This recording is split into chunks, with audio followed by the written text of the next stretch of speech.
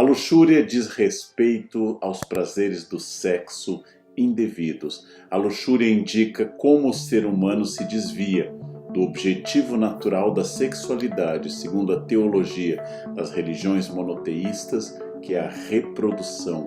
Ou seja, o ser humano nasceu para reproduzir e o desejo foi colocado de um homem por uma mulher e vice-versa unicamente para que dentro do casamento surjam filhos legítimos e eles continuem a humanidade. Este é o traço principal da norma. Sexo apenas dentro do casamento e unicamente porque eu devo produzir filhos, porque esse é o imperativo que está lá atrás no Gênesis: crescei e multiplicai-vos. Então a luxúria vai tratar na tradição especialmente cristã de todo o prazer do corpo desviado. Por exemplo, o adultério, o prazer sexual fora do casamento, que infringe a norma de Deus. Há as formas de homossexualidade que infringem, segundo a teologia do cristianismo, as formas que Deus deu sobre a natureza e sobre também o casamento. É um pecado contra Deus e contra a natureza. É um pecado similar à gula, ou seja, eu peco pelo excesso, eu desvio um prazer, afinal eu como para viver e o guloso vive para comer. O sexo é apenas para a reprodução e a pessoa atacada pelo pecado da luxúria, ela acaba vivendo dentro de uma ilusão de que a vida é o prazer em si. Tendo explicado então essa questão da teologia, especialmente a teologia católica, vamos pensar na questão específica do plano físico. Um grande esforço das religiões, em particular daquela que estamos tratando, que criou os 7 pecados, que é o catolicismo, é a questão do controle do físico. Ou seja, como eu faço para que o físico se torne administrado dentro de um campo muito estrito, que só ocorra o prazer dentro do casamento e exclusivamente para a reprodução. Quando eu estabeleço uma norma tão férrea, tão dura, tão específica para conter um impulso que é natural, eu invento um pecado muito forte, já que as pessoas, desde um determinado momento da existência, passam a ter o impulso para o desejo sexual, e esse impulso para o desejo sexual é muito pouco contido pelas normas tanto civis quanto as normas religiosas. Ora, quando eu invento então um sistema dentro do qual qualquer desejo é desviante, a não ser aquele dentro do casamento para a reprodução, o que acontece? Eu crio uma multiplicação do pecado e crio dentro da igreja o sistema natural. Se existe pecado por todo lado, se meu olhar peca ao desejar outra mulher, outro homem que não minha esposa, meu marido, se meu ato peca pela masturbação, ou seja, porque eu busco prazer em mim mesmo, ou se o meu olhar peca porque eu busco alguém do mesmo sexo e isto está fora da norma, se eu multiplico estes prazeres, se eu multiplico esses pecados, eu também torno a igreja a administradora do perdão para esse pecado. Ou seja, ao traduzir uma norma tão dura, uma norma tão limitadora do que seria a natureza, eu acabo produzindo também uma necessidade do perdão para esse pecado. As pessoas viviam no paraíso, Adão e Eva, nus e sem nenhum pecado ou vergonha. Quando surgiu o primeiro pecado, surgiu a vergonha do corpo. A primeira consciência que Adão e Eva têm depois de terem infringindo a norma de Deus sobre o fruto proibido é que passaram a ter também vergonha, a culpa. A culpa é o início da civilização. Freud tratou disso. A partir do momento que eu tenho culpa, eu tenho civilização, porque tendo culpa eu vou produzir coisas que no estado natural eu não tinha. Vou produzir religiões, eu vou produzir arquitetura, arte, tudo nascido de uma culpa de ser incapaz. Somos incapazes de administrar nosso próprio prazer, nosso corpo, o controle da alimentação, o controle do prazer sexual. Eu preciso de disciplina. E de novo, Se a igreja é aquela que oferece o perdão para essa culpa constante, quase infinita, a igreja também é aquela que oferece a disciplina, o caminho para o controle do corpo em particular, a capacidade de dizer ao corpo que ele deve apenas desejar uma única pessoa em todo o universo, a pessoa com a qual eu casei. E se eu não casei, ele não deve exercer essa sexualidade com nenhum outro ser. Deve ser sublimado, ou seja, deve ser transformado para o trabalho, para a oração e para a disciplina. O corpo é um grande incômodo nas religiões.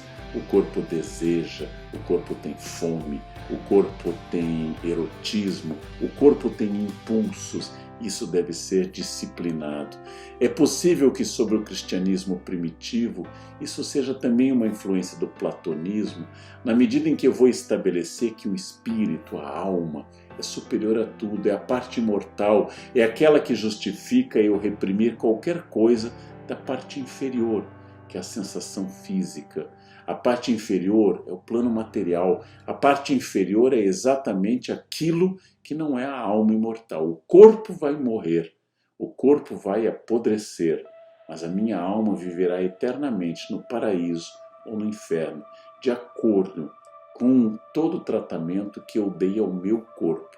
O corpo é o grande inimigo, deve ser sacrificado com jejuns, com penitências, e durante a Idade Média e início da Moderna, com castigos de chicote, com cilício, ou seja, colocar pontas de ferro nas pernas ou em outras áreas, para que meu corpo sinta que quem manda nele é meu espírito.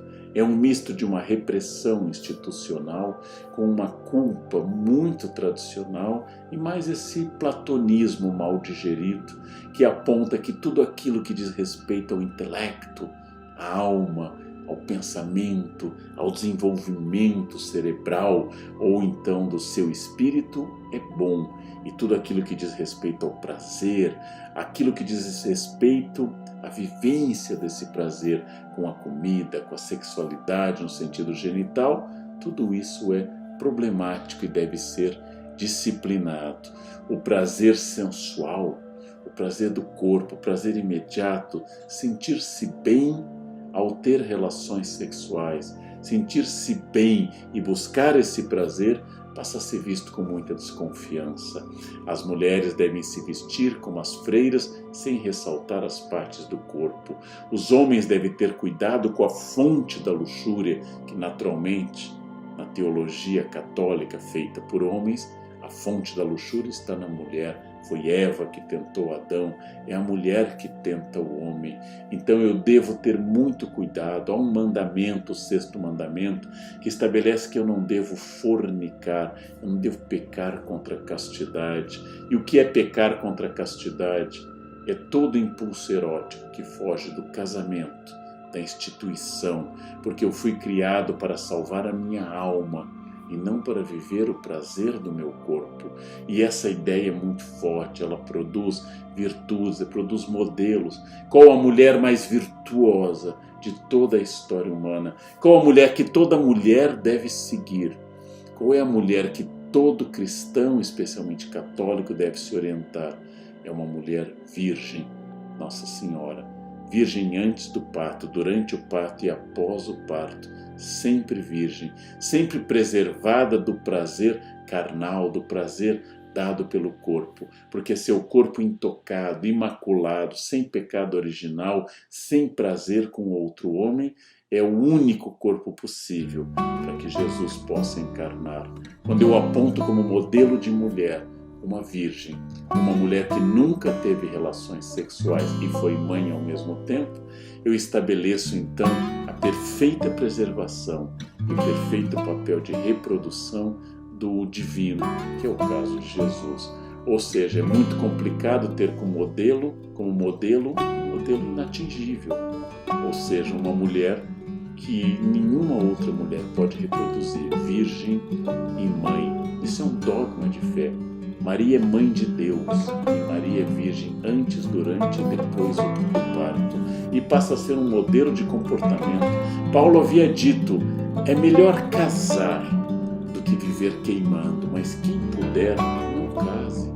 Porque existe um pecado no contato, mesmo dentro do casamento, existe uma contaminação da carne. A vida ideal é aquela que Paulo indica. É melhor não casar. É melhor viver sem esse contato. Mas quem for mais fraco, então case para não viver queimando. Case para poder viver então esse desejo, mas apenas dentro do casamento. Pegamos uma tradição judaica e nós a transformamos. O judaísmo não via grande modelo na castidade, o judaísmo não indicava a castidade, a Bíblia no Antigo Testamento não vê a castidade como algo que deva ser perseguido, algo que possa ser bom, algo que possa ser desejado. Pelo contrário, no judaísmo o grande modelo é ter filhos. É um terror não ter filhos, é a dor de Abraão, é a dor de todos os patriarcas que não têm filhos. Filhos são fundamentais. O catolicismo pegou essa base e transformou ainda num código mais duro: sexo apenas dentro do casamento. E de preferência, a vida ideal é a vida de castidade. A vida superior é a vida consagrada. É a vida no qual todo desejo, todo impulso é luxúria que eu, por oração, penitência e dedicação à palavra de Deus, percebo que o único prazer de fato vem de Deus, e o prazer entre as pessoas é um prazer inferior. Eu tenho que controlar o que entra no meu corpo pela comida, e eu tenho que controlar o desejo que representa o desejo sexual. Os gregos tinham vários modelos para definir a palavra amor. Por exemplo, existia o amor traduzido como eros. Esse amor é um amor apaixonado, transmite sensualidade, desejo entre duas pessoas e pode significar apenas prazer. Mesmo os filósofos, eles atacaram um pouco, ainda antes do cristianismo, esse amor erótico, mas sem muita preocupação moral. Esse amor eros existia, mas a busca exclusiva do prazer do corpo era vista como inferior, não como uma condenação moral, mas como inferior. Existia um amor um pouco superior a esse, que é o amor philos. Ele expressa nosso gesto ou predileção por alguém, o amor entre pessoas próximas a nós, amigos, familiares. Quando eu digo eu amo fulano, eu amo ciclano, é o amor philos. Eu não busco prazer sexual eros, eu busco companhia, contato. Mas o cristianismo elegeu uma terceira vertente do amor. Tornou um amor superior a todos os outros. O amor que é o verdadeiro amor, que não é o eros, sequer é o philos, mas é o amor ágape. Assim, os autores do Novo Testamento, os 4 evangelhos, as cartas de Paulo e outros indicam que esse amor ágape é o amor superior a tudo, é mais elevado, ele é um amor de origem divina, ele transcende os sentimentos, ele não é um amor erótico de busca de corpo e de prazer, nem de preferência por uma pessoa. Eros e philos podiam ser entendidos como sentimentos condicionais que geram benefícios, mas ágape é incondicional, é um amor de sacrifício, é um amor de entrega, é um amor que aparece na Bíblia, especialmente no Novo Testamento, como o tipo de amor que devemos ter com Deus e com o próximo. Aquele que nada quer, não busca o prazer pessoal, aquele que está contido na forma mais sofisticada de amor, o amor que não busca que eu atinja o prazer ou uma predileção individual, mas é o amor ágape, é a total entrega, a total negação de si para o outro, a total capacidade de transformar o outro em algo superior, elevado. Esse amor está contido muitas vezes no Novo Testamento, ou seja, é o amor que vai ser tão forte que deve buscar inclusive no inimigo esse amor. Jesus diz no Sermão da Montanha que eu devo amar o inimigo mais do que a mim mesmo e mais do que as pessoas próximas. Esse é o amor desprendido, esse é o amor superior a todos os outros, esse é o amor que se deve buscar. Assim, o desejo sexual, especialmente o desejo sexual genital, o clamor do sexo, o fogo dos hormônios, o desejo de estar com o objeto do meu desejo, de atingir esse objeto, de ter esse contato, é considerado já na filosofia um desejo menor, mas no cristianismo ele é um desejo animal, a não ser que seja dentro do casamento e para a reprodução. Se não for, ele deve ser reprimido. O desejo que é fraternal, o desejo que é o desejo de a eleição, filhos, por alguém, ele pode ser uma perversão do desejo do amor, porque eu vou acabar escolhendo um grupo de amigos, um grupo de familiares, não por impulso sexual, mas por eleição, por identidade, por busca. E isso também não é perfeito, é só no amor ágape, superior, no qual eu domestico o impulso primitivo e egoísta do corpo e me entrego à vontade de Deus, tendo por modelo que a Igreja aponta a Maria, uma mulher virgem e mãe, ou a Jesus, que nunca casou segundo os evangelhos canônicos, que nunca teve filhos e que optou por essa entrega total segundo os evangelhos canônicos ao amor de Deus e ao serviço dos outros, e sacrificou o seu corpo na cruz para que nós tivéssemos condições de sermos redimidos do nosso pecado. E Adão, que cedeu ao pecado, cedeu à vontade, Adão vai ser então redimido. Tem imagens da cruz de Jesus no Gólgota, o sangue entrando na terra e lavando um crânio de Adão com esse sangue. Então Adão é redimido porque Jesus pagou esse preço do completo controle e sacrifício do corpo. O corpo que se apresenta é um corpo de sacrifício, um corpo crucificado, chicoteado, coroado de espinhos, um corpo humilhado para que o Espírito de Jesus pudesse brilhar. O corpo teve que ser, inclusive em Jesus, totalmente domesticado, submetido à dor, para que eu me salvasse. Então, a castidade é uma proposta muito forte. A luxúria é um pecado, e esse pecado foi aumentando ao longo da história da Igreja. Não era tão grave na Idade Média. Quando Dante faz a Divina Comédia, ele coloca, por exemplo, o caso de Paulo e Francesco logo no segundo círculo. Os dois que haviam cometido o adultério é uma questão menor. O grande pecado em Dante vai ser o pecado lá embaixo, no nono círculo, na última volta do nono círculo, aqueles que traem seus superiores. O episódio do adultério de Paulo e Francesco se torna um episódio menor comparado com a traição de um superior, a quebra de um juramento, a chamada felonia, quando eu traio um benfeitor. Mas ao longo da história da Igreja, apesar de todo o controle do corpo, de alguma forma o controle vai aumentando. A domesticação do corpo aumenta na Idade Moderna e, curiosamente, durante o século XIX, a sociedade vitoriana e burguesa torna o controle do corpo ainda mais forte.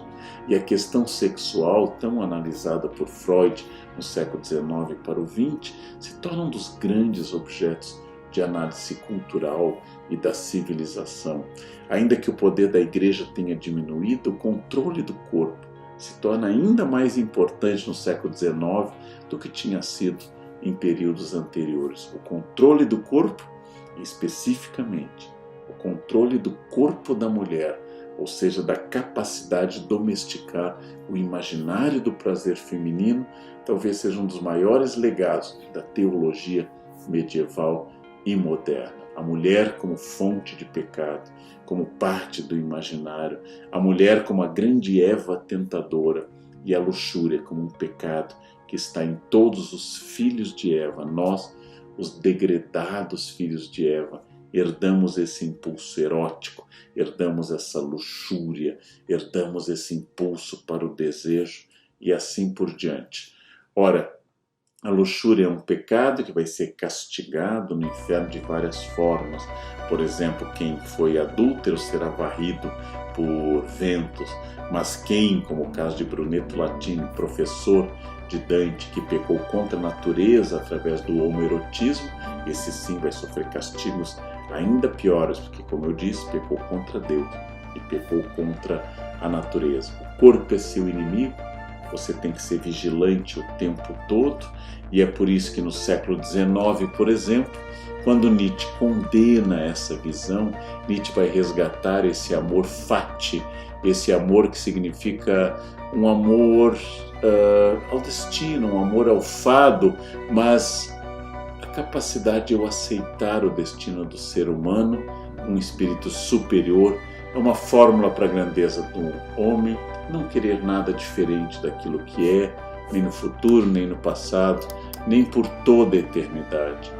Não é apenas suportar o necessário, mas é entrar na autoaceitação integral de tudo aquilo que está presente na vida, na natureza, mesmo nos momentos mais desconcertantes, mais cruéis e mais difíceis. Nietzsche condena, inclusive, se eu aceito as coisas como são, Nietzsche condena essa rejeição ao corpo, rejeição até à higiene pessoal que tantas vezes apareceu na teologia medieval, que o cuidado do banho, o cuidado com o corpo é também um sinal de uma forma de luxúria, de uma busca da sensualidade como grande objeto. Então, um dos grandes legados da teologia medieval e moderna, da tradição monoteísta, é que Deus ama a sua alma. É sua alma que será redimida, sua alma que é importante, sua alma que irá para o céu.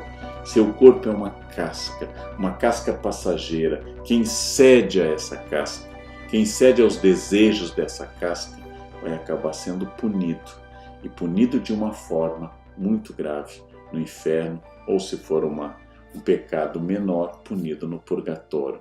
É na alma que nós devemos apostar, essa plena separação entre corpo e alma, sendo que o corpo é o que lhe puxa para baixo, é o que lhe faz ser um ser cheio de desejos, e a alma deve ser libertada dessa casca rumo ao paraíso, que é o seu destino. Quem conseguiu essa disciplina, quem não pecou ou pecando se confessou na igreja, essa pessoa se torna alguém salvo. E o pecado da luxúria pode ser apagado pela confissão, pelos sacrifícios, pelas penitências. Vigiai e orai, diz o Evangelho, que não sabeis o dia nem a hora. E se vier a segunda vinda de Jesus, se Jesus voltar e eu estiver pecando contra a castidade, pecando contra a natureza, pecando pelo prazer, necessariamente eu vou ser alguém condenado. Por isso que é importante nessa tradição o controle do corpo. Freud analisou isso do ponto de vista da civilização, dessa produção desses tabus contra o incesto, tabus contra o homoerotismo e assim por diante, que vão produzindo no fundo a civilização. Todo o esforço contemporâneo, especialmente pensadores como Michel de Foucault, é mostrar como esses discursos tentaram produzir um estado de repressão que se tornou tão forte, se tornou parte das leis, se tornou parte dos discursos, parte do imaginário e parte de processos que, contrariando a minha natureza, produzam um homem sublime, regenerado das paixões, mas acima de tudo, um homem e uma mulher reprimidos. É por estudar essa repressão que Foucault considera que esse discurso é um discurso instaurador de uma lógica ruim, de uma lógica que contraria a natureza e, acima de tudo, que estabelece o que é o certo, o que é o errado, e quem são os virtuosos e quem são os pecadores. Acompanhar todos os discursos sobre a luxúria, já que a Bíblia dedica ao controle da alimentação e do sexo os maiores textos, os mais elaborados códigos do que sobre qualquer outro pecado. A questão sexual e a questão da alimentação tem capítulos inteiros na Bíblia, e longos capítulos. Exatamente é isso que eu vou ter que pensar como foi produzido, e se foi produzido, eu posso, através da análise crítica, desnaturalizar, dissolver esse contato inicial e repensar como é uma necessidade histórica, institucional, de tornar como parte do desejo de Deus o que era um projeto de instituições, a vivência do próprio desejo como algo não apenas bom, mas libertador. Não apenas bom, mas capaz de fazer com que eu encontre uma parte do que eu sou. Isto é um desafio muito contemporâneo, muito atual, que nós estamos ainda em debate.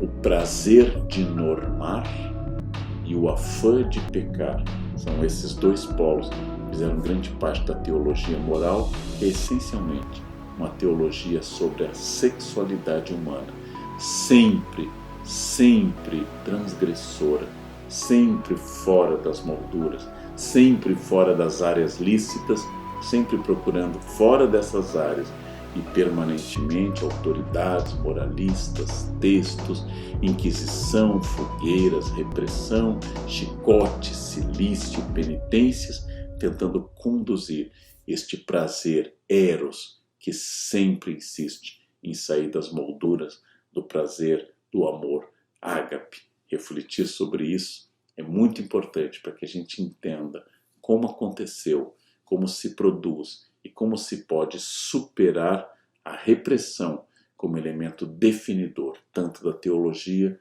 quanto da própria civilização. Muito obrigado.